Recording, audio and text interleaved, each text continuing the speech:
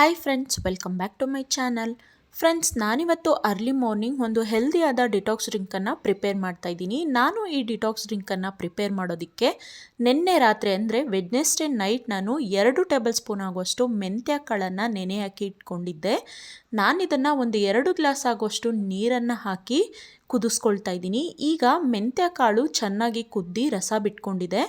ನಾನೀಗ ಒಂದು ಫಿಲ್ಟರ್ನ ಸಹಾಯದಿಂದ ಫಿಲ್ಟರ್ನ ಮಾಡಿಕೊಂಡು ಅರ್ಧ ಹೋಳು ನಿಂಬೆಹಣ್ಣಿನ ರಸನ ಹಾಕೊಳ್ತಾ ಇದ್ದೀನಿ. ನಿಂಬೆಹಣ್ಣಿನ ರಸನ ಹಾಕೊಂಡಿದ ನಂತರ ಇದನ್ನು ಮಿಕ್ಸ್ ಮಾಡಿಕೊಂಡು ನಾನು ಈ ಮೆಂತ್ಯ ಜ್ಯೂಸ್ ಅಥವಾ ಡಿಟಾಕ್ಸ್ ಡ್ರಿಂಕ್ಸ್ ಅಥವಾ ನೀವು ಮೆಂತ್ಯ ಟೀ ಅಂತಲೂ ಬೇಕಾದರೆ ಕರಿಬೋದು, ಇದನ್ನು ಸರ್ವ್ ಮಾಡ್ತಾ ಇದ್ದೀನಿ. ನಾನೀಗ ನನಗೆ ಬ್ರೇಕ್ಫಾಸ್ಟ್ನ ಪ್ರಿಪೇರ್ ಮಾಡೋದಕ್ಕೆ ಇನ್ನೂ ಸಮಯ ಇದ್ದಿದ್ದರಿಂದ ನಾನು ಮತ್ತು ನನ್ನ ಹಸ್ಬೆಂಡ್ ಒಟ್ಟಿಗೆ ಕೂತು ಈ ಮೆಂತ್ಯ ಟೀನ ಕುಡಿತಾ ಇದ್ದೀವಿ. ನಂತರ ನಾನು ಮಾರ್ನಿಂಗ್ ಬ್ರೇಕ್ಫಾಸ್ಟಿಗೆ ಸೋಯಾ ಚಂಕ್ಸ್ನ ಬಳಸ್ಕೊಂಡು ಒಂದು ಮಸಾಲ ರೈಸ್ನ ರೆಡಿ ಮಾಡೋಣ ಅಂತ ಬಿಸಿ ನೀರಲ್ಲಿ ಸೋಯಾ ಚಂಕ್ಸ್ನ ನೆನೆ ಹಾಕಿ ಇಟ್ಟಿದ್ದೆ. ಈಗ ಇದು ಚೆನ್ನಾಗಿ ನೆಂದಿದೆ. ನಾನಿದನ್ನು ಒಂದು 3 ಬಾರಿ ಚೆನ್ನಾಗಿ ವಾಶ್ ಮಾಡಿಕೊಂಡು ನಂತರ ಸೋಯಾ ಚಂಕ್ಸಲ್ಲಿ ಇರೋ ಅಂಥ ನೀರನ್ನೆಲ್ಲ ಸೋರಿಸ್ಕೊಳ್ತಾ ಇದ್ದೀನಿ, ಅಂದರೆ ಹಿಂಡ್ಕೊಳ್ತಾ ಇದ್ದೀನಿ. ಈಗ ಸೋಯಾ ಚಂಕ್ಸ್ನಲ್ಲಿರೋಂಥ ನೀರನ್ನು ನಾನು ಪ್ರೆಸ್ ಮಾಡಿ ತೆಗೆದಿದ್ದಾಯಿತು.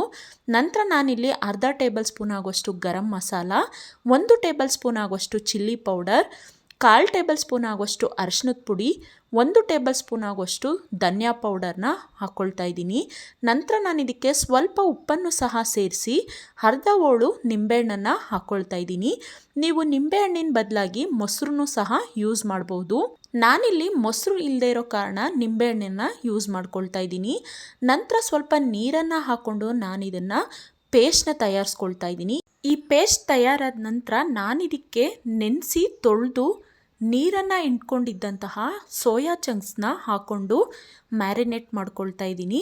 ಈ ರೀತಿ ಮಾಡೋದ್ರಿಂದ ಸೋಯಾ ಚಂಕ್ಸ್ ಮಸಾಲ ರೈಸ್ ತುಂಬ ಟೇಸ್ಟಿಯಾಗಿ ಬರುತ್ತೆ. ಹಾಗಾಗಿ ನಾನೀಗ ಇದನ್ನು ಮಿಕ್ಸ್ ಮಾಡ್ಕೊಂಡಿದ್ದಾಗಿದೆ. ಒಂದು ಪ್ಲೇಟ್ನ ಮುಚ್ಚಿ ಒಂದು 10 ನಿಮಿಷ ಮ್ಯಾರಿನೇಟ್ ಆಗೋದಕ್ಕೆ ಬಿಡ್ತಾ ಇದ್ದೀನಿ. ನಂತರ ನಾನಿಲ್ಲಿ ಒಂದು ಮಿಕ್ಸಿ ಜಾರ್ಗೆ ಒಂದು ಅರ್ಧ ಹಿಡಿ ಆಗೋಷ್ಟು ಪುದೀನ, ಅರ್ಧ ಹಿಡಿ ಆಗೋಷ್ಟು ಕೊತ್ತಂಬರಿ, ಸ್ವಲ್ಪ ಶುಂಠಿ, 1 ಗೆಡ್ಡೆ ಬೆಳ್ಳುಳ್ಳಿ, ಜೊತೆಗೆ 1 ಟೇಬಲ್ ಸ್ಪೂನ್ ಆಗುವಷ್ಟು ತೆಂಗಿನಕಾಯಿನ ಹಾಕ್ಕೊಂಡು ಅರ್ಧ ಈರುಳ್ಳಿನೂ ಸಹ ಕಟ್ ಮಾಡಿ ಹಾಕ್ಕೊಳ್ತಾ ಇದ್ದೀನಿ. ಜೊತೆಗೆ 1/4 ಇಂಚಷ್ಟು ಚಕ್ಕೆ, 2 ಲವಂಗನೂ ಸಹ ಸೇರಿಸ್ಕೊಂಡು ಸ್ವಲ್ಪ ನೀರನ್ನು ಹಾಕಿ ಗ್ರೈಂಡ್ ಮಾಡ್ಕೊಳ್ತಾ ಇದ್ದೀನಿ. ಇದನ್ನು ತುಂಬ ಸಾಫ್ಟಾಗಿ ಗ್ರೈಂಡ್ ಮಾಡ್ಕೊಳ್ಬೇಕು. ಈಗ ನಾನು ಗ್ರೈಂಡ್ ಮಾಡ್ಕೊಂಡಿದ್ದಾಗಿದೆ. ನಂತರ ನಾನಿಲ್ಲಿ 1 ಗ್ಲಾಸ್ ಅಕ್ಕಿನ 2-3 ಬಾರಿ ಚೆನ್ನಾಗಿ ತೊಳೆದು ನೆನೆ ಹಾಕಿ ಇಟ್ಕೊಳ್ತಾ ಇದ್ದೀನಿ. ನಾವು ಅಕ್ಕಿನ ನೆನೆ ಹಾಕೋಕ್ಕೂ ಮೊದಲೇ ತೊಳೆದು ಇಟ್ಕೊಳ್ಬೇಕು. ನಂತರ ನಾನಿಲ್ಲಿ ಒಂದು ಕುಕ್ಕರ್ಗೆ 2 ಟೇಬಲ್ ಸ್ಪೂನ್ ಆಗುವಷ್ಟು ಎಣ್ಣೆ, 2 ಟೇಬಲ್ ಸ್ಪೂನ್ ಆಗುವಷ್ಟು ತುಪ್ಪನ ಹಾಕ್ಕೊಳ್ತಾ ಇದ್ದೀನಿ.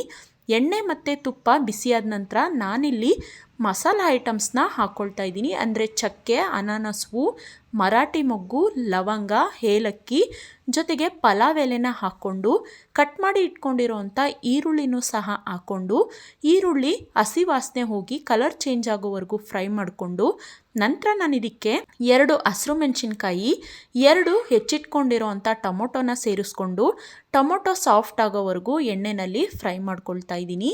ಈಗ ಟೊಮೊಟೊ ಕೂಡ ಚೆನ್ನಾಗಿ ಫ್ರೈ ಮಾಡ್ಕೊಂಡಿದ್ದಾಗಿದೆ, ಅಂದರೆ ಇದು ಸಾಫ್ಟ್ ಆಗ್ತಾ ಬರ್ತಾ ಇದೆ. ನೋಡ್ತಾ ಇರ್ಬೋದು ಟೊಮೊಟೊನಲ್ಲಿ ಎಣ್ಣೆ ಕೂಡ ಬಿಟ್ಕೊಳ್ತಾ ಇದೆ. ನಾನೀಗ ಇದಕ್ಕೆ ರುಬ್ಬಿ ಇಟ್ಕೊಂಡಿರೋ ಅಂತಹ ಮಸಾಲೆನ ಸೇರಿಸ್ಕೊಂಡು ಒಂದು 5 ನಿಮಿಷಗಳ ಕಾಲ ಮಸಾಲೆನ ಫ್ರೈ ಮಾಡ್ಕೊಳ್ತಾ ಇದ್ದೀನಿ. ಈಗ ಮಸಾಲೆ ಫ್ರೈ ಮಾಡ್ಕೊಂಡಿದ್ದಾಗಿದೆ, ಅಂದರೆ ಇದರಲ್ಲಿ ಎಣ್ಣೆ ಬಿಟ್ಕೊಳ್ತಾ ಇದೆ. ನಾನೀಗ ಇದಕ್ಕೆ ಮ್ಯಾರಿನೇಟ್ ಮಾಡಿ ಇಟ್ಕೊಂಡಿದ್ದಂತಹ ಸೋಯಾ ಚಂಕ್ಸ್ನ ಸೇರಿಸ್ಕೊಳ್ತಾ ಇದ್ದೀನಿ. ಈ ರೀತಿ ಮ್ಯಾರಿನೇಟ್ ಮಾಡಿಕೊಂಡು ಸೋಯಾ ಚಂಕ್ಸ್ನ ಸೇರಿಸ್ಕೊಳ್ಳೋದ್ರಿಂದ ಸೋಯಾ ಚಂಕ್ಸ್ ಟೇಸ್ಟು ಚೆನ್ನಾಗಿರುತ್ತೆ, ಅಂದರೆ ಮಸಾಲೆ ಎಲ್ಲ ಚೆನ್ನಾಗಿ ಹಿಡ್ದಿರುತ್ತೆ.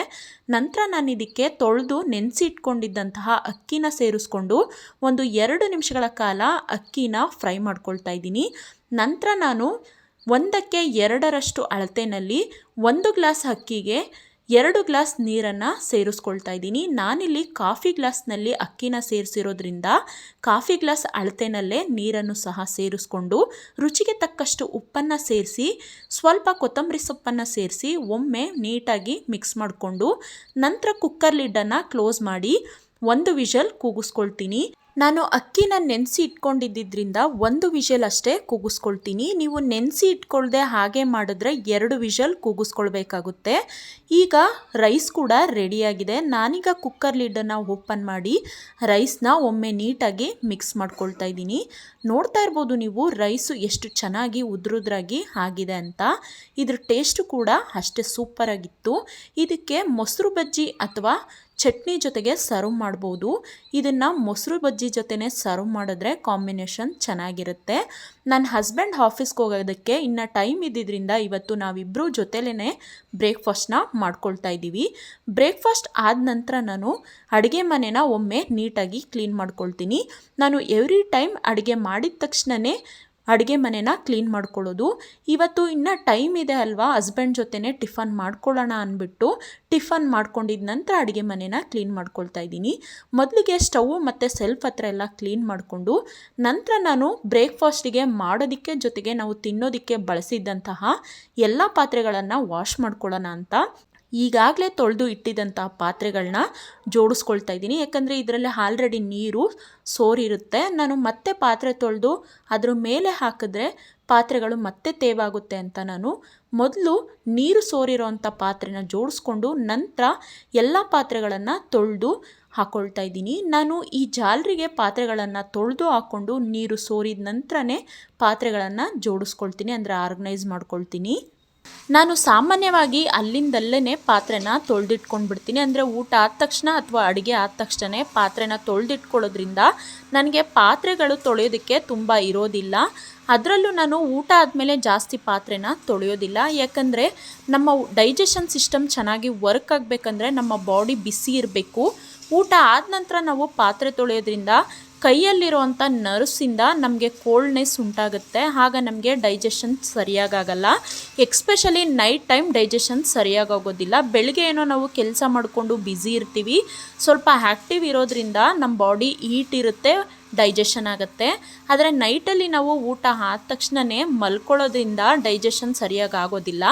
ಹಾಗಾಗಿ ಊಟಕ್ಕೆ ಮೊದಲೇ ಪಾತ್ರೆಗಳನ್ನೆಲ್ಲ ತೊಳ್ಕೊಂಡ್ಬಿಡಿ. ಊಟ ಆದಮೇಲೆ ಕಡಿಮೆ ಪಾತ್ರೆ ಇರುತ್ತೆ, ಬೇಗ ಆಗೋಗ್ಬಿಡುತ್ತೆ. ನೀರಲ್ಲಿ ಜಾಸ್ತಿ ಹೊತ್ತು ಟೈಮ್ ಸ್ಪೆಂಡ್ ಮಾಡೋ ಅವಶ್ಯಕತೆ ಇರೋದಿಲ್ಲ ಅಲ್ವಾ. ಹಾಗಾಗಿ ನಾನೀಗ ಎಲ್ಲ ಪಾತ್ರೆಗಳನ್ನು ತೊಳೆದಿದ ನಂತರ ಮತ್ತೆ ಇನ್ನೊಂದು ಸಾರಿ ಸೆಲ್ಫ್ನೆಲ್ಲ ಕ್ಲೀನ್ ಮಾಡಿಕೊಂಡು ಸಿಂಕ್ನ ಕೂಡ ಕ್ಲೀನ್ ಮಾಡಿಕೊಂಡು ನಾನು ಕ್ಲೀನ್ ಮಾಡೋಕ್ಕೆ ಬಳಸಿದಂತಹ ಬಟ್ಟೆನೂ ಸಹ ಕ್ಲೀನ್ ಮಾಡಿಕೊಂಡು ನಾನು ವಿಂಡೋ ಹತ್ರನೇ ಬಟ್ಟೆಗಳನ್ನು ಒಣ ಹಾಕ್ಕೊಳ್ತೀನಿ. ಈಗ ಅಡುಗೆ ಮನೆ ಕೂಡ ಕ್ಲೀನ್ ಮಾಡ್ಕೊಂಡಿದ್ದಾಗಿದೆ. ಕಿಚನ್ ಎಲ್ಲ ಕ್ಲೀನ್ ಮಾಡ್ಕೊಂಡಿದ್ದ ನಂತರ ನಾನು ಮನೆಯೂ ಒಮ್ಮೆ ನೀಟಾಗಿ ಕಸ ಗುಡಿಸ್ಕೊಂಡು ಕ್ಲೀನ್ ಮಾಡ್ಕೊಂಡಿದ್ದೀನಿ. ನಂತರ ನಾನು ನನ್ನ ಹಸ್ಬೆಂಡ್ ಆಫೀಸ್ಗೆ ಹೋಗುವಂಥ ಆಫೀಸ್ ಡ್ರೆಸ್ಗಳನ್ನ ಐರನ್ ಮಾಡಿ ತೆಗೆದಿಡೋಣ ಅಂತ ರೂಮ್ಗೆ ಬಂದಿದ್ದೀನಿ. ಇಲ್ಲಿ 4 ಜೊತೆ ಡ್ರೆಸ್ಗಳಿದೆ ನನ್ನ ಹಸ್ಬೆಂಡ್ದು. ನಾನು ಇದನ್ನು ಒಮ್ಮೆಲೆ ಐರನ್ ಮಾಡಿ ತೆಗೆದಿಟ್ಬಿಡ್ತೀನಿ. ನಾನು ವೀಕ್ಲಿ ಒನ್ಸ್ ಐರನ್ ಮಾಡೋ ಅಂಥ ಕೆಲಸನ ಇಟ್ಕೊಳ್ತೀನಿ. ನಾನು ಎವ್ರಿ ಡೇ ಐರನ್ ಮಾಡೋದಿಲ್ಲ, ವೀಕ್ಲಿ ಒನ್ಸ್ ಐರನ್ ಮಾಡ್ಕೊಳ್ತೀನಿ. ಒಂದು ವಾರಕ್ಕಾಗುವಷ್ಟು ಬಟ್ಟೆನ ಒಮ್ಮೆಲೆ ನಾನು ಐರನ್ ಮಾಡಿ ತೆಗೆದಿಟ್ಬಿಡ್ತೀನಿ. ಆಗ ಬೆಳಿಗ್ಗೆ ಹೋಗೋ ಅರ್ಜೆಂಟಲ್ಲಿ ಐರನ್ ಮಾಡಬೇಕು ಅನ್ನೋ ಟೆನ್ಷನ್ ಇರೋದಿಲ್ಲ. ಹಾಗಾಗಿ ನಾನಿಲ್ಲಿ ಫಸ್ಟಿಗೆ ಅಂದರೆ ಐರನ್ ಮಾಡೋದಕ್ಕೂ ಮುಂಚೆನೇ ಶರ್ಟ್ಸ್ಗಳನ್ನೆಲ್ಲ ನೀರಲ್ಲಿ ನೆನೆಸ್ಕೊಳ್ತಾ ಇದ್ದೀನಿ. ಯಾಕಂದರೆ ಇವೆಲ್ಲ ಕಾಟನ್ ಶರ್ಟ್ಸ್ ಆಗಿರೋದ್ರಿಂದ ನೀರಲ್ಲಿ ನೆನೆಸಿ ನಂತರ ಐರನ್ ಮಾಡೋದ್ರಿಂದ ಐರನ್ ನೀಟಾಗಿ ಕುತ್ಕೊಳ್ಳುತ್ತೆ. ಹಾಗಾಗಿ ನಾನಿಲ್ಲಿ ನೀರಲ್ಲಿ ನೆನೆಸಿ ನಂತರ ಐರನ್ನ ಮಾಡ್ಕೊಳ್ತಾ ಇದ್ದೀನಿ. ನಾವು ಬಟ್ಟೆಗೆ ನೀರನ್ನು ಅಪ್ಲೈ ಮಾಡಿಕೊಂಡು ಐರನ್ ಮಾಡೋದ್ರಿಂದ ಇನ್ನೊಂದು ಬೆನಿಫಿಟ್ ಕೂಡ ಇದೆ. ಅದೇನೆಂದರೆ ಒಂದು ವೇಳೆ ಐರನ್ ಬಾಕ್ಸ್ ತುಂಬ ಹೀಟ್ ಆದಾಗ ಬಟ್ಟೆ ಡ್ಯಾಮೇಜ್ ಆಗೋ ಅಂಥ ಚಾನ್ಸಸ್ ಇರುತ್ತೆ, ಅಂದರೆ ಸುಟ್ಟೋಗೋ ಚಾನ್ಸಸ್ ಇರುತ್ತೆ. ಆಗ ಈ ಬಟ್ಟೆಗಳು ತೇವ ಮಾಡ್ಕೊಂಡು ನಾವು ಐರನ್ ಮಾಡೋದ್ರಿಂದ ಐರನ್ ಬಾಕ್ಸು ಹೀಟ್ ಜಾಸ್ತಿ ಆದಾಗ ಹೀಟ್ ರೆಡ್ಯೂಸ್ನ ಕೂಡ ಮಾಡೋದಕ್ಕೆ ನೀರು ಹೆಲ್ಪ್ ಮಾಡುತ್ತೆ. ಅಂದರೆ ಬಟ್ಟೆಲಿರೋ ತೇವಾಂಶ ಹೆಲ್ಪ್ ಮಾಡುತ್ತೆ, ಬಟ್ಟೆ ಹಾಳಾಗೋದಿಲ್ಲ, ಅಂದರೆ ಸುಟ್ಟೋಗೋದಿಲ್ಲ. ಹಾಗಾಗಿ ಯಾವುದೇ ಬಟ್ಟೆ ಆದರೂ ಐರನ್ ಮಾಡೋದಕ್ಕೂ ಮುಂಚೆ ಸ್ವಲ್ಪ ನೀರನ್ನು ಅಪ್ಲೈ ಮಾಡಿಕೊಂಡು ಐರನ್ನ ಮಾಡೋದ್ರಿಂದ ಬಟ್ಟೆ ಹಾಳಾಗೋದನ್ನು ಕೂಡ ತಪ್ಪಿಸಬಹುದು. ನಾನೀಗ ಶರ್ಟ್ ಮತ್ತು ಪ್ಯಾಂಟ್ ಜೊತೆಗೆ ಕರ್ಚೀಫ್ಸ್ನ ಕೂಡ ಐರನ್ ಮಾಡಿ ತೆಗೆದಿಟ್ಬಿಡ್ತೀನಿ. ಅಂದರೆ ನಾನು ಬಟ್ಟೆ ಐರನ್ ಮಾಡಿದ ತಕ್ಷಣವೇ ಫೋಲ್ಡಿಂಗ್ ಕೂಡ ಮಾಡಿ ಯಾವ ಶರ್ಟ್ಗೆ ಯಾವ ಪ್ಯಾಂಟು ಅಂತ ಮ್ಯಾಚ್ ಮಾಡಿ ಒಂದು ಹ್ಯಾಂಗರ್ಗೆ ಹಾಕಿ ಎರಡನ್ನೂ ಒಟ್ಟಿಗೆ ಬೀರುನಲ್ಲಿ ಹ್ಯಾಂಗ್ ಮಾಡಿ ಇಡ್ತೀನಿ. ಯಾಕಂದರೆ ನಾನು ಶರ್ಟ್ ಸಪ್ರೇಟ್ ಅಥವಾ ಪ್ಯಾಂಟ್ ಸಪ್ರೇಟ್ ಇಟ್ಟರೆ ಅವರು ಉಡುಗೆ ಮ್ಯಾಚ್ ಮಾಡಿ ಹಾಕ್ಕೊಳ್ಳುವಾಗ ಬಟ್ಟೆ ಫೋಲ್ಡಿಂಗ್ ಹಾಳಾಗುತ್ತೆ ಅನ್ನೋ ರೀಸನ್ಗೆ ನಾನು ಫಸ್ಟೇ ಯಾವ ಶರ್ಟ್ಗೆ ಯಾವ ಪ್ಯಾಂಟು ಅಂತ ಮ್ಯಾಚ್ ಮಾಡಿ ಹ್ಯಾಂಗರ್ಗೆ ಹಾಕಿ ಎತ್ತಿಟ್ಟಿರ್ತೀನಿ. ಈ ರೀತಿ ಮಾಡೋದ್ರಿಂದ ಆಫೀಸ್ಗೆ ಹೋಗೋ ಗಡಿಬಿಡಿಯಲ್ಲಿ ಬಟ್ಟೆಗಳನ್ನು ಹುಡುಕ್ಬೇಕು ಅನ್ನೋ ಅವಶ್ಯಕತೆ ಇರೋದಿಲ್ಲ. ಬೀರುನ ಓಪನ್ ಮಾಡಿ ನನಗೆ ಯಾವ್ದು ಬೇಕು ಅಂತ ಸೆಲೆಕ್ಟ್ ಮಾಡಿಕೊಂಡು ಈಸಿಯಾಗಿ ಹಾಕ್ಕೊಂಡು ಹೋಗ್ಬೋದು. ಹಾಗಾಗಿ ನಾನು ಈ ರೀತಿ ಎವ್ರಿ ವೀಕ್ ಒಂದು ಸಾರಿ ಅಂದರೆ ವೀಕ್ಲಿ ಒನ್ ಡೇ ಈ ರೀತಿ ರುಟೀನ್ನ ನಾನು ಮಾಡ್ತೀನಿ. ನಾನು ಈ ವಿಡಿಯೋ ಕ್ಲಿಪ್ಪಿಂಗ್ಸ್ನ ಶೇರ್ ಮಾಡ್ಕೊಂಡಿರೋದಕ್ಕೆ ರೀಸನ್ ಏನಂದರೆ ಕೆಲವೊಬ್ಬರಿಗೆ ಶರ್ಟ್ಸ್ನ ಅಥವಾ ಪ್ಯಾಂಟ್ಸ್ನ ಐರನ್ ಮಾಡೋದಕ್ಕೆ ಬರೋದಿಲ್ಲ, ಅಂಥವ್ರಿಗೆ ಯೂಸ್ ಆಗ್ಬೋದು ಅಂತ ಈ ವಿಡಿಯೋ ಕ್ಲಿಪ್ಪಿಂಗ್ಸ್ನ ಶೇರ್ ಮಾಡ್ಕೊಂಡಿದ್ದೀನಿ. ಜೊತೆಗೆ ಫೋಲ್ಡಿಂಗ್ ವಿಡಿಯೋನು ಕೂಡ ನಾನಿಲ್ಲಿ ಶೇರ್ ಮಾಡ್ಕೊಂಡಿದ್ದೀನಿ. ಈಗ ನೋಡ್ತಾ ಇರ್ಬೋದು ನೀವು, ನಾನು ಶರ್ಟ್ಸ್ನ ಐರನ್ ಮಾಡಿ ಫೋಲ್ಡ್ ಮಾಡಿದ್ದಾಯಿತು. ನಂತರ ನಾನಿಲ್ಲಿ ಪ್ಯಾಂಟ್ಗಳನ್ನ ಐರನ್ ಮಾಡ್ಕೊಳ್ತಾ ಇದ್ದೀನಿ. ನಾನು ಬಟ್ಟೆಗಳನ್ನು ರೆಗ್ಯುಲರ್ ಆಗಿ ವೀಕ್ಲಿ ಒನ್ಸ್ ಐರನ್ ಮಾಡೋದ್ರಿಂದ ನನಗಿದೊಂಥರ ರುಟೀನ್ ಆಗಿದೆ. ನನಗೆ ಐರನ್ ಮಾಡೋದಕ್ಕೆ ಬೋರ್ ಆಗೋದಿಲ್ಲ, ಖುಷಿನೇ ಆಗುತ್ತೆ. ಆದರೆ ಏನಂದರೆ ಶರ್ಟ್ ಐರನ್ ಮಾಡೋದಕ್ಕೆ ತುಂಬ ಟೈಮ್ ತಗೊಳುತ್ತೆ, ಬೇಗ ಮಾಡೋದಕ್ಕಾಗಲ್ಲ. ಶರ್ಟ್ ಐರನ್ ಮಾಡೋದಕ್ಕೆ ಒಂದು 5ರಿಂದ 6 ನಿಮಿಷ ತಗೊಳುತ್ತೆ. ಆದರೆ ಪ್ಯಾಂಟ್ ಐರನ್ ಮಾಡೋದಕ್ಕೆ 1 ನಿಮಿಷ ಇದ್ದರೆ ಸಾಕು. ನಾನು ಈ ರೀತಿ ಬಟ್ಟೆನ ಮ್ಯಾಚ್ ಮಾಡಿ ಒಂದು ಹ್ಯಾಂಗರ್ಗೆ ಹಾಕಿ ನಂತರ ಬೀರುನಲ್ಲಿ ಹ್ಯಾಂಗ್ ಮಾಡಿ ಇಡ್ತೀನಿ. ಈ ರೀತಿ ಮಾಡೋದ್ರಿಂದ ಬಟ್ಟೆ ಫೋಲ್ಡಿಂಗ್ ಹಾಳಾಗೋದಿಲ್ಲ. ಯಾಕಂದರೆ ಶರ್ಟ್ ಸಪ್ರೇಟ್ ಪ್ಯಾಂಟ್ ಸಪ್ರೇಟ್ ಹಾಕೋದ್ರಿಂದ ಬಟ್ಟೆ ಫೋಲ್ಡಿಂಗ್ ಹಾಳಾಗುತ್ತೆ ತೆಗಿಬೇಕಾದ್ರೆ. ಈ ರೀತಿ ಮಾಡೋದ್ರಿಂದ ಹ್ಯಾಂಗರಲ್ಲಿ ಬಟ್ಟೆನ ತೆಗೆದು ಹಾಕ್ಕೊಳ್ಬೋದು. ನಾನೀಗ ಬಟ್ಟೆ ಐರನ್ ಮಾಡಿ ತೆಗೆದಿಟ್ಟ ಆಗಿದೆ. ಈಗ 12 ಗಂಟೆ ಟೈಮ್ ಆಗಿದೆ. ನಾನು ಮಧ್ಯಾಹ್ನ ಲಂಚ್ಗೆ ಪ್ರಿಪೇರ್ ಮಾಡೋಣ ಅಂತ ಕಿಚನ್ಗೆ ಬಂದಿದ್ದೀನಿ. ಫ್ರಿಜ್ಜಲ್ಲಿ ಒಂದು ಎಲೆಕೋಸಿತ್ತು, ಹಾಗೆ ನಾನು ಎಲೆಕೋಸು ಉಪ್ಸಾರು ಮಾಡೋಣ ಅಂತ ಎಲೆಕೋಸನ್ನ ತೆಗೆದಿಟ್ಕೊಂಡು ನಂತರ ಒಂದು ಅರ್ಧ ಕಪ್ ಬೇಳೆನೂ ಸಹ ನೆನೆಸಿಟ್ಕೊಳ್ತಾ ಇದ್ದೀನಿ. ನಾನೀಗ ಎಲೆಕೋಸನ್ನ ಸಣ್ಣದಾಗಿ ಕಟ್ ಮಾಡ್ಕೊಳ್ತಾ ಇದ್ದೀನಿ. ನಾನಿಲ್ಲಿ ಅರ್ಧ ಎಲೆಕೋಸನ್ನು ಮಾತ್ರ ಉಪ್ಸಾರಿಗೆ ಅಂದರೆ ಪಲ್ಯಕ್ಕೆ ಯೂಸ್ ಮಾಡ್ಕೊಳ್ತಾ ಇದ್ದೀನಿ. ಈ ಅರ್ಧ ಎಲೆಕೋಸೆ ನಮಗೆ 2 ಟೈಮ್ಗೆ ಪಲ್ಯ ಆಗುತ್ತೆ. ನಾನಿಲ್ಲಿ ಎಲೆಕೋಸನ್ನ ಕಟ್ ಮಾಡಿಕೊಂಡು ನೀರಲ್ಲಿ ಹಾಕೊಳ್ಳೋದಕ್ಕೆ ಒಂದು ಬೌಲಲ್ಲಿ ತಣ್ಣೀರನ್ನು ತೆಗೆದು ಇಟ್ಕೊಂಡಿದ್ದೀನಿ. ನಾನು 2 ಸಾರಿ ತಣ್ಣೀರಲ್ಲಿ ಎಲೆಕೋಸನ್ನು ಕಟ್ ಮಾಡ್ಕೊಂಡು ತೊಳೆದಿದ ನಂತರ ಬಿಸಿ ನೀರಲ್ಲಿ ತೊಳ್ಕೊಳ್ತೀನಿ. ಎಲೆಕೋಸನ್ನು ಕಟ್ ಮಾಡಿದ ತಕ್ಷಣವೇ ನಾವು ಬಿಸಿ ನೀರಲ್ಲಿ ಹಾಕ್ಕೊಂಡ್ರೆ ಒಂದು ವೇಳೆ ಎಲೆಕೋಸಲ್ಲಿ ಹುಳ ಇದ್ದರೆ ಅಲ್ಲೇ ಸತ್ತೋಗ್ಬಿಡುತ್ತೆ, ಅದು ಎಲೆಕೋಸಲ್ಲೇ ಸೇರಿಕೊಳ್ಳುತ್ತೆ, ಆಚೆ ಬರೋದಿಲ್ಲ. ಹಾಗಾಗಿ ನಾನು ಎಲೆಕೋಸನ್ನು ತಣ್ಣೀರಲ್ಲಿ 2 ಸಾರಿ ಚೆನ್ನಾಗಿ ತೊಳೆದು ನಂತರ ಬಿಸಿ ನೀರಲ್ಲಿ 1 ಸಾರಿ ತೊಳೆದು ಕುಕ್ಕರ್ಗೆ ಸೇರಿಸ್ಕೊಳ್ತಾ ಇದ್ದೀನಿ. ಕುಕ್ಕರ್ಗೆ ಎಲೆಕೋಸನ್ನು ಸೇರಿಸ್ಕೊಂಡ ನಂತರ ನಾನು ನೆನೆಸಿ ಇಟ್ಕೊಂಡಿದ್ದಂತಹ ತೊಗರಿಬೇಳೆನೂ ಸಹ 2 ಸಾರಿ ಚೆನ್ನಾಗಿ ತೊಳೆದು ಕುಕ್ಕರ್ಗೆ ಸೇರಿಸ್ಕೊಳ್ತಾ ಇದ್ದೀನಿ. ನಾನು ತೊಗರಿಬೇಳೆನ ನೆನೆಸಿ ಇಟ್ಕೊಂಡಿದ್ದಾಗ ಎಷ್ಟು ಡಸ್ಟ್ ಇತ್ತು ಅಂತ ನೋಡಿರ್ಬೋದು ನೀವು. ನಾನೀಗ ಇದಕ್ಕೆ 1.5 ಗ್ಲಾಸ್ ಆಗುವಷ್ಟು ನೀರನ್ನು ಸೇರಿಸಿ ರುಚಿಗೆ ತಕ್ಕಷ್ಟು ಉಪ್ಪನ್ನು ಹಾಕಿ ಜೊತೆಗೆ 1/4 ಟೇಬಲ್ ಸ್ಪೂನ್ ಆಗುವಷ್ಟು ಅರಿಶಿನನೂ ಕೂಡ ಸೇರಿಸ್ಕೊಳ್ತಾ ಇದ್ದೀನಿ. ನಾವು ಎಲೆಕೋಸಲ್ಲಿ ನೀರು ಬಿಟ್ಕೊಳ್ಳೋದ್ರಿಂದ ನೀರನ್ನು ಸ್ವಲ್ಪ ಕಡಿಮೆನೇ ಹಾಕ್ಕೊಳ್ಬೇಕಾಗುತ್ತೆ. ಅರಿಶಿನ ಹಾಕೋದ್ರಿಂದ ಎಲೆಕೋಸಲ್ಲಿ ಸ್ಮೆಲ್ ಬರೋದಿಲ್ಲ. ಹಾಗಾಗಿ ಅರಿಶಿನನೂ ಕೂಡ ಸೇರಿಸ್ಕೊಂಡು ನಾನಿಲ್ಲಿ ಕುಕ್ಕರ್ ಲಿಡ್ಡನ್ನು ಕ್ಲೋಸ್ ಮಾಡಿ 2 ವಿಷಲ್ ಕೂಗಿಸ್ಕೊಳ್ತೀನಿ. ಕುಕ್ಕರ್ ವಿಷಲ್ ಬರೋದ್ರೊಳಗಡೆ ನಾನಿಲ್ಲಿ ಪಲ್ಯ ಮಾಡೋದಕ್ಕೆ ರೆಡಿ ಮಾಡ್ಕೊಳ್ತಾ ಇದ್ದೀನಿ. ಮೊದಲನೇದಾಗಿ ನಾನಿಲ್ಲಿ ಈರುಳ್ಳಿನ ಕಟ್ ಮಾಡ್ಕೊಳ್ತಾ ಇದ್ದೀನಿ. ನಾನಿಲ್ಲಿ ಈರುಳ್ಳಿ ಸಿಪ್ಪೆ ಅಥವಾ ಯಾವುದೇ ರೀತಿಯಾದಂತಹ ವೇಸ್ಟ್ನ ಹಾಕೊಳ್ಳೋದಕ್ಕೆ ಒಂದು ಪ್ಲೇಟ್ನ ಬಳಸ್ತೀನಿ. ಯಾಕಂದರೆ ನಮಗೆ ಕಸ ಆಗೋದಿಲ್ಲ, ಅಡುಗೆ ಮನೆ ನೀಟಾಗಿರುತ್ತೆ ಮತ್ತು ಕ್ಲೀನ್ ಮಾಡ್ಕೊಳ್ಳೋದು ಈಸಿ ಅಂತ. ನಂತರ ನಾನಿಲ್ಲಿ ಸ್ವಲ್ಪ ಕರಿಬೇವಿನ ಸೊಪ್ಪು, 3 ಹಸಿರು ಮೆಣಸಿನ್ಕಾಯಿ ಜೊತೆಗೆ ಸ್ವಲ್ಪ ಕೊತ್ತಂಬರಿ ಸೊಪ್ಪನ್ನು ಕಟ್ ಮಾಡಿಕೊಂಡು ಹಾಗೆ ಸ್ವಲ್ಪ ತೆಂಗಿನಕಾಯಿ ತುರಿನೂ ತುರ್ಕೊಳ್ತಾ ಇದ್ದೀನಿ. ಒಂದು 3 ಟೇಬಲ್ ಸ್ಪೂನ್ ಆಗುವಷ್ಟು ತೆಂಗಿನಕಾಯಿ ತುರಿನ ನಾನಿಲ್ಲಿ ತೊಗೊಂಡಿದ್ದೀನಿ. ಈಗ ಕುಕ್ಕರ್ ಕೂಡ 2 ವಿಷಲ್ ಬಂದು ವಿಷಲ್ ಕೂಡ ಹೋಗಿ ಕುಕ್ಕರ್ ತಣ್ಣಗಾಗಿದೆ. ನಾನೀಗ ಕುಕ್ಕರ್ ಲಿಡ್ಡನ್ನು ಓಪನ್ ಮಾಡಿ ನೋಡ್ತಾ ಇದ್ದೀನಿ. ನೋಡ್ತಾ ಇರ್ಬೋದು ಬೇಳೆ ಮತ್ತು ಕೋಸು 2 ಚೆನ್ನಾಗಿ ಅಂದರೆ ಹದವಾಗಿ ಬೆಂದಿದೆ. ನಾನೀಗ ಇದನ್ನು ಒಂದು ಫಿಲ್ಟರ್ ಅಂದರೆ ಸೊಪ್ಪಿನ ಜಾಲರಿನ ತೊಗೊಂಡು ಸೋರಾಕೊಳ್ತಾ ಇದ್ದೀನಿ. ಅಂದರೆ ನೀರು ಸೋರಲಿ ಅಂತ ಹಾಕ್ಕೊಂಡು ಇಟ್ಕೊಳ್ತಾ ಇದ್ದೀನಿ. ಇದು ನೀರನ್ನು ಸೋರೋದಕ್ಕೆ ಬಿಟ್ಟು ನಾನು ಇದೇ ನೀರನ್ನೇ ಉಪ್ಸಾರಿಗೆ ಬಳಸೋದು. ನೀವು ಇದರಲ್ಲಿ ಬಸ್ಸಾರು ಕೂಡ ಮಾಡ್ಕೊಳ್ಬೋದು. ನಾನೀಗ ಪಲ್ಯ ಮಾಡೋದಕ್ಕೆ ನಾನು ಬೇಳೆ ಮತ್ತು ಕೋಸನ್ನ ಬೇಯಿಸ್ಕೊಂಡಿದ್ದೆ ಅಲ್ವಾ, ಅದೇ ಕುಕ್ಕರ್ಗೆ ಒಂದು 2 ಟೇಬಲ್ ಸ್ಪೂನ್ ಆಗುವಷ್ಟು ಎಣ್ಣೆನ ಹಾಕ್ಕೊಂಡು ಜೊತೆಗೆ ಸಾಸಿವೆ ಜೀರಿಗೆನ ಹಾಕ್ಕೊಂಡು ಸಾಸಿವೆ ಜೀರಿಗೆ ಚಿಟಪಟ ಅಂದ ನಂತರ ಕರಿಬೇವಿನ ಸೊಪ್ಪು, ಹಸಿರು ಮೆಣಸಿನ್ಕಾಯಿ ಹಾಗೆ ಹೆಚ್ಚಿಟ್ಕೊಂಡಿರೋವಂಥ ಈರುಳ್ಳಿನ ಹಾಕ್ಕೊಂಡು ಇದಿಷ್ಟರಲ್ಲೂ ಇರೋವಂಥ ಹಸಿ ವಾಸನೆ ಹೋಗೋವರೆಗೂ ಎಣ್ಣೆಯಲ್ಲಿ ಫ್ರೈ ಮಾಡ್ಕೊಳ್ತಾ ಇದ್ದೀನಿ. ಈಗ ಇದು ಫ್ರೈ ಮಾಡ್ಕೊಂಡಿದ್ದಾಗಿದೆ ಅಂದರೆ ಈರುಳ್ಳಿ ಕಲರ್ ಕೂಡ ಚೇಂಜ್ ಆಗಿದೆ, ಜೊತೆಗೆ ಹಸಿ ವಾಸನೆ ಕೂಡ ಹೋಗಿದೆ. ನಾನೀಗ ಇದಕ್ಕೆ ಬೇಯಿಸಿ ಇಟ್ಕೊಂಡಿರುವಂಥ ಎಲೆಕೋಸು, ಬೇಳೆ ಹಾಗೆ ತೆಂಗಿನಕಾಯಿ ತುರಿ ಜೊತೆಗೆ ಕೊತ್ತಂಬರಿ ಸೊಪ್ಪನ್ನು ಸೇರಿಸ್ಕೊಂಡು ಒಂದು 5 ನಿಮಿಷಗಳ ಕಾಲ ಸ್ಟವ್ ಫ್ಲೇಮ್ನ ಲೋನಲ್ಲೇ ಇಟ್ಕೊಂಡು ಅಂದರೆ ಕಡಿಮೆನಲ್ಲೇ ಇಟ್ಕೊಂಡು ಫ್ರೈ ಮಾಡ್ಕೊಳ್ತಾ ಇದ್ದೀನಿ.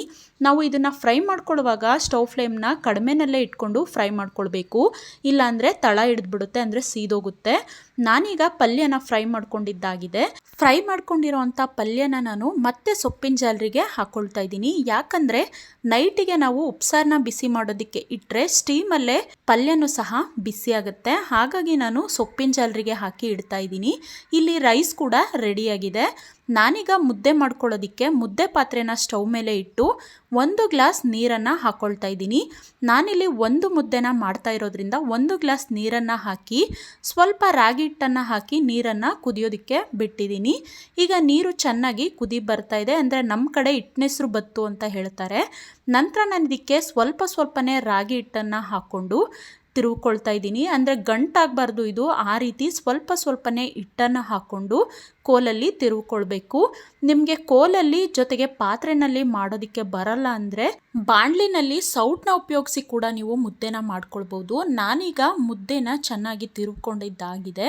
ಇದನ್ನು ಬೇಯಲಿ ಅಂತ ಒಂದು 2 ನಿಮಿಷಗಳ ಕಾಲ ಪ್ಲೇಟ್ನ ಮುಚ್ಚಿ ಸ್ಟವ್ ಫ್ಲೇಮ್ನ ಕಡಿಮೆನ ಮಾಡಿ ಇಟ್ಟಿದ್ದೀನಿ. ನಂತರ ನಾನಿಲ್ಲಿ ಮುದ್ದೆನ ಚೆನ್ನಾಗಿ ತಿರುವ್ಕೊಳ್ತಾ ಇದ್ದೀನಿ. ಯಾಕಂದರೆ ಮುದ್ದೆನಲ್ಲಿ ಗಂಟಾಗ್ಬಿಡುತ್ತೆ, ಹಾಗಾಗಿ ನಾನು ಗಂಟೋಗೋ ರೀತಿ ಒಮ್ಮೆ ನೀಟಾಗಿ ತಿರುಗಿಸ್ಕೊಂಡು ನಂತರ ಮುದ್ದೆನ ಕಟ್ಕೊಳ್ತಾ ಇದ್ದೀನಿ. ನಿಮಗೆ ಮುದ್ದೆ ಸಾಫ್ಟಾಗಿ ಮಾಡೋಕ್ಕೆ ಬಂದಿಲ್ಲ ಅಂದರೆ ನೀವು ತುಪ್ಪ ಸಹ ಯೂಸ್ ಮಾಡಿಕೊಂಡು ಮುದ್ದೆನ ಮಾಡ್ಕೊಳ್ಬೋದು. ಅಂದರೆ ರಾಗಿ ಹಿಟ್ಟನ್ನು ಹಾಕೋಕ್ಕೂ ಮುಂಚೆ ಒಂದು ಅರ್ಧ ಟೇಬಲ್ ಸ್ಪೂನ್ ತುಪ್ಪನ ಹಾಕ್ಕೊಂಡು ಮುದ್ದೆನ ನೀವು ಮಾಡ್ಕೊಳ್ಬೋದು. ನಾನೀಗ ಮುದ್ದೆನ ಪಾತ್ರೆಯಿಂದ ತೆಗೆದು ಕಟ್ಕೊಳ್ತಾ ಇದ್ದೀನಿ. ನೋಡ್ತಾ ಇರ್ಬೋದು ನೀವು ನಾನು ಯಾವ ರೀತಿ ಮುದ್ದೆನ ಕಟ್ಕೊಂಡೆ ಅಂತ. ಈಗ ಮುದ್ದೆ ಕೂಡ ರೆಡಿಯಾಗಿದೆ. ನಾನೀಗ ಮಧ್ಯಾಹ್ನದ ಊಟಕ್ಕೆ ಮುದ್ದೆ ಉಪ್ಸಾರನ್ನ ಸರ್ವ್ ಮಾಡ್ತಾ ಇದ್ದೀನಿ. ಯಾವಾಗಲೂ ಸಾಂಬಾರ್ ಪೌಡರ್ನ ಯೂಸ್ ಮಾಡಿದ ಸಾಂಬಾರನ್ನ ಊಟ ಮಾಡಿ ಬೇಜಾರಾಗಿದ್ದರೆ ಖಂಡಿತ ಈ ಥರ ಒಮ್ಮೆ ಉಪ್ಸಾರನ್ನ ಟ್ರೈ ಮಾಡಿ ನೋಡಿ. ಅದರಲ್ಲೂ ಎಲೆಕೋಸಲ್ಲಿ ಉಪ್ಸಾರನ್ನ ಟ್ರೈ ಮಾಡಿ, ತುಂಬ ಟೇಸ್ಟಿಯಾಗಿರುತ್ತೆ. ಜೊತೆಗೆ ಎಲೆಕೋಸಲ್ಲಿ ಅತಿ ಹೆಚ್ಚು ಫೈಬರ್ ಕಂಟೆಂಟ್ ಇರೋದ್ರಿಂದ ನಮ್ಮ ಹೆಲ್ತಿಗೂ ಕೂಡ ಇದು ತುಂಬ ಒಳ್ಳೆಯದು ಅಂತಲೇ ಹೇಳ್ಬೋದು. ನಾನಿವತ್ತಿನ ವಿಡಿಯೋದಲ್ಲಿ ಉಪ್ಸಾರಿಗೆ ಚಟ್ನಿ ಅಥವಾ ಖಾರನ ಹೇಗೆ ಮಾಡೋದು ಅನ್ನೋದನ್ನು ನಿಮ್ಮ ಜೊತೆ ಶೇರ್ ಮಾಡ್ಕೊಂಡಿಲ್ಲ. ರೀಸನ್ ಏನಂದರೆ ನಮ್ಮ ಮನೆಯಲ್ಲಿ ಲಾಸ್ಟ್ ಟೈಮ್ ಮಾಡಿದ್ದೆ ಉಪ್ಸಾರು ಖಾರ ಇತ್ತು, ಹಾಗಾಗಿ ನಾನು ವಿಡಿಯೋನ ಶೇರ್ ಮಾಡ್ಕೊಂಡಿಲ್ಲ. ನಿಮಗೆ ಉಪ್ಸಾರು ಖಾರ ಮಾಡೋದು ಹೇಗೆ ಅನ್ನೋದು ಬೇಕು ಅಂದರೆ ಖಂಡಿತ ಕಾಮೆಂಟಲ್ಲಿ ನನಗೆ ತಿಳಿಸಿ. ನೆಕ್ಸ್ಟ್ ವಿಡಿಯೋದಲ್ಲಿ ನಾನು ಅದನ್ನು ಶೇರ್ ಮಾಡ್ಕೊಳ್ತೀನಿ. ನಾನೀಗ ಊಟ ಆದ ನಂತರ ಕಿಚನ್ ಎಲ್ಲ ಒಮ್ಮೆ ಕ್ಲೀನ್ ಮಾಡಿಕೊಂಡು ಪಾತ್ರೆನೂ ಕೂಡ ತೊಳೆದಿಟ್ಕೊಳ್ತೀನಿ. ಕಿಚನಲ್ಲಿ ಎಲ್ಲ ಕೆಲಸ ಮುಗ್ದಿದ ನಂತರ ನಾನು ಸ್ವಲ್ಪ ಹೊತ್ತು ರೆಸ್ಟ್ ಮಾಡ್ತೀನಿ, ಜೊತೆಗೆ ವಿಡಿಯೋ ಎಡಿಟಿಂಗ್ ಕೂಡ ಮಾಡ್ಕೊಳ್ತೀನಿ. ನಾನೀಗ ಸಂಜೆ 6 ಗಂಟೆ ಆಗಿದೆ. ಟೀ ಮಾಡ್ಕೊಳ್ಳೋಣ, ಜೊತೆಗೆ ಏನಾದರೂ ಸ್ನ್ಯಾಕ್ಸ್ ಮಾಡೋಣ ಅಂತ ಕಿಚನ್ಗೆ ಬಂದೆ. ನಾನಿವತ್ತು ಮಸಾಲ ಟೀನ ಮಾಡೋಣ ಅಂತ ಪಾತ್ರೆಗೆ ಸ್ವಲ್ಪ ನೀರನ್ನು ಹಾಕ್ಕೊಳ್ತಾ ಇದ್ದೀನಿ. ನೀರನ್ನು ಹಾಕ್ಕೊಂಡ ನಂತರ ಒಂದು 8 ಮೆಣಸನ್ನು ಹಾಕ್ಕೊಳ್ತಾ ಇದ್ದೀನಿ ಒಂದು ಕುಟಾಣಿಗೆ. ನಂತರ ಸ್ವಲ್ಪ ಚಕ್ಕೆನ ಹಾಕ್ಕೊಳ್ತಾ ಇದ್ದೀನಿ. ನೀವು ಟೀ ಎಷ್ಟು ಪ್ರಮಾಣದಲ್ಲಿ ಅಂದರೆ ಎಷ್ಟು ಜನಕ್ಕೆ ಟೀ ಮಾಡ್ತಿರೋ ನೋಡಿಕೊಂಡು ಅಷ್ಟು ಮಸಾಲೆನ ಹಾಕ್ಕೊಳ್ಬೇಕು. ನಂತರ ನಾನು ಇದಕ್ಕೆ 2 ಲವಂಗನ ಹಾಕ್ಕೊಳ್ತಾ ಇದ್ದೀನಿ. ನಾನು ಇಬ್ಬರಿಗೆ ಮಸಾಲ ಟೀನ ಮಾಡ್ತಾ ಇರೋದ್ರಿಂದ ಮಸಾಲೆನ ಸ್ವಲ್ಪ ಕಡಿಮೆನೇ ಹಾಕ್ಕೊಳ್ತೀನಿ. ನಂತರ 2 ಏಲಕ್ಕಿನ ಹಾಕ್ಕೊಂಡು ಇಷ್ಟನ್ನು ಕುಟ್ಟಿ ಪುಡಿ ಮಾಡ್ಕೊಳ್ತಾ ಇದ್ದೀನಿ. ಇದನ್ನು ಸಾಫ್ಟಾಗಿ ಕುಟ್ಕೊಳ್ಳೋ ಅವಶ್ಯಕತೆ ಇಲ್ಲ, ತರಿಯಾಗಿ ಕುಟ್ಕೊಳ್ಬೇಕು. ನಾನಿಲ್ಲಿ ಕುಟ್ಕೊಂಡಿದ್ದಾಗಿದೆ, ನೋಡ್ತಾ ಇರ್ಬೋದು. ಅದನ್ನು ಕಾಫಿ ಪಾತ್ರೆಯಲ್ಲಿ ಹಾಕ್ಕೊಂಡಿರೋ ನೀರಿಗೆ ಸೇರಿಸ್ಕೊಳ್ತಾ ಇದ್ದೀನಿ. ನಂತರ ನಾನು ಹಸಿ ಶುಂಠಿನ ಜಜ್ಜಿ ಅದನ್ನು ಕೂಡ ಪಾತ್ರೆಗೆ ಸೇರಿಸ್ಕೊಳ್ತಾ ಇದ್ದೀನಿ. ಇದಿಷ್ಟನ್ನು ಸೇರಿಸ್ಕೊಂಡ ನಂತರ ನಾನಿದಕ್ಕೆ ಟೀ ಪುಡಿನೂ ಸಹ ಸೇರಿಸ್ಕೊಳ್ತಾ ಇದ್ದೀನಿ. ಯಾಕಂದರೆ ಡಿಕಾಕ್ಷನ್ ಸ್ಟ್ರಾಂಗ್ ಆಗಬೇಕು, ಹಾಗಾಗಿ ನಾನು 1 ಟೇಬಲ್ ಸ್ಪೂನ್ ಆಗುವಷ್ಟು ಟೀ ಪುಡಿನ ಸೇರಿಸ್ಕೊಳ್ತಾ ಇದ್ದೀನಿ. ಟೀ ಪುಡಿ ಸೇರಿಸ್ಕೊಂಡ ನಂತರ ಸ್ಟವ್ ಮೇಲೆ ಇಟ್ಟು ಇದನ್ನು ಚೆನ್ನಾಗಿ ಕುದಿಸ್ಕೊಳ್ತಾ ಇದ್ದೀನಿ. ಇದು ಚೆನ್ನಾಗಿ ಕುದಿ ಬಂದ ನಂತರ ಅಂದರೆ ಟೀ ಡಿಕಾಕ್ಷನ್ ಗಟ್ಟಿಯಾಗಬೇಕು. ಅದಾಗಿದ ತಕ್ಷಣವೇ ನಾನು ಇದಕ್ಕೆ 2 ಟೇಬಲ್ ಸ್ಪೂನ್ ಆಗುವಷ್ಟು ಬೆಲ್ಲನ ಸೇರಿಸ್ಕೊಂಡು ನಂತರ ಇದಕ್ಕೆ ಹಾಲನ್ನು ಸೇರಿಸ್ಕೊಳ್ತಾ ಇದ್ದೀನಿ. ಇದಿಷ್ಟನ್ನು ಸೇರಿಸ್ಕೊಂಡ ನಂತರ ಇದನ್ನು ಚೆನ್ನಾಗಿ ಕುದಿಸ್ಕೊಳ್ಬೇಕು. ಹಾಲಿಗೆ ಖಾರ ಇಡಬೇಕು ಅಂದರೆ ಮಸಾಲೆ ಎಲ್ಲ ಹಿಡಿಬೇಕು, ಅಲ್ಲಿವರೆಗೂ ಇದನ್ನು ಚೆನ್ನಾಗಿ ಕುದಿಸ್ಕೊಳ್ಬೇಕು. ನಾನು ಒಂದು ಸ್ಪೂನ್ನ ತಗೊಂಡು ಇದನ್ನು ಚೆನ್ನಾಗಿ ಮಿಕ್ಸ್ ಮಾಡಿಕೊಂಡು ಕುದಿಸ್ಕೊಳ್ತಾ ಇದ್ದೀನಿ. ಈಗ ಟೀ ಕೂಡ ರೆಡಿಯಾಗಿದೆ. ನಾನು ಈಗ ಈ ಟೀನ ಒಂದು ಗ್ಲಾಸ್ಗೆ ಫಿಲ್ಟರ್ನ ಮಾಡ್ಕೊಳ್ತಾ ಇದ್ದೀನಿ. ಫಿಲ್ಟರ್ನ ಮಾಡಿಕೊಂಡು ನಂತರ ನಾನು ಇದನ್ನು ಸರ್ವ್ ಮಾಡ್ತಾ ಇದ್ದೀನಿ. ನಾನಿವತ್ತು ಟೀ ಜೊತೆಗೆ ಯಾವುದೇ ರೀತಿಯಾದಂತಹ ಸ್ನ್ಯಾಕ್ಸ್ನ ಮನೆಯಲ್ಲಿ ಪ್ರಿಪೇರ್ ಮಾಡಿಲ್ಲ. ಹಾಗಾಗಿ ಬೇಕರಿಯಿಂದ ತಂದಿರೋ ಅಂಥ ರಸ್ಕನ್ನು ನಾನಿವತ್ತು ಟೀ ಜೊತೆಗೆ ಸರ್ವ್ ಮಾಡ್ತಾ ಇದ್ದೀನಿ. ಇದಿಷ್ಟು ಇವತ್ತಿನ ನನ್ನ ಥರ್ಸ್ಡೇ ರುಟೀನ್ ಆಗಿತ್ತು. ಹಾಗಾದರೆ ಈ ವಿಡಿಯೋ ನಿಮಗೆಲ್ಲ ಇಷ್ಟ ಆಗಿದೆ ಅಂತ ಭಾವಿಸ್ತೀನಿ. ವಿಡಿಯೋ ಇಷ್ಟ ಆಗಿದ್ರೆ ಪ್ಲೀಸ್ ಒಂದು ಲೈಕ್ ಮಾಡಿ, ಹಾಗೆ ನಿಮ್ಮ ಫ್ಯಾಮಿಲಿ ಫ್ರೆಂಡ್ಸ್ ಜೊತೆಗೂ ಶೇರ್ ಮಾಡಿ. ಯಾರೆಲ್ಲ ನನ್ನ ಚಾನಲ್ನ ಸಬ್ಸ್ಕ್ರೈಬ್ ಮಾಡ್ಕೊಳ್ದೆ ವಿಡಿಯೋಗಳನ್ನು ನೋಡ್ತಾ ಇದ್ದೀರಾ, ಪ್ಲೀಸ್ ಚಾನಲ್ನ ಸಬ್ಸ್ಕ್ರೈಬ್ ಮಾಡಿಕೊಂಡು ವಿಡಿಯೋಗಳನ್ನು ನೋಡಿ. ಹಾಗೆ ನನ್ನ ಚಾನಲ್ನಲ್ಲಿ ಬರೋ ಹೊಸ ವಿಡಿಯೋ ನೋಟಿಫಿಕೇಷನ್ಗಾಗಿ ಬೆಲ್ ಐಕಾನ್ ಕ್ಲಿಕ್ ಮಾಡೋದನ್ನು ಮರಿಬೇಡಿ. Thank you.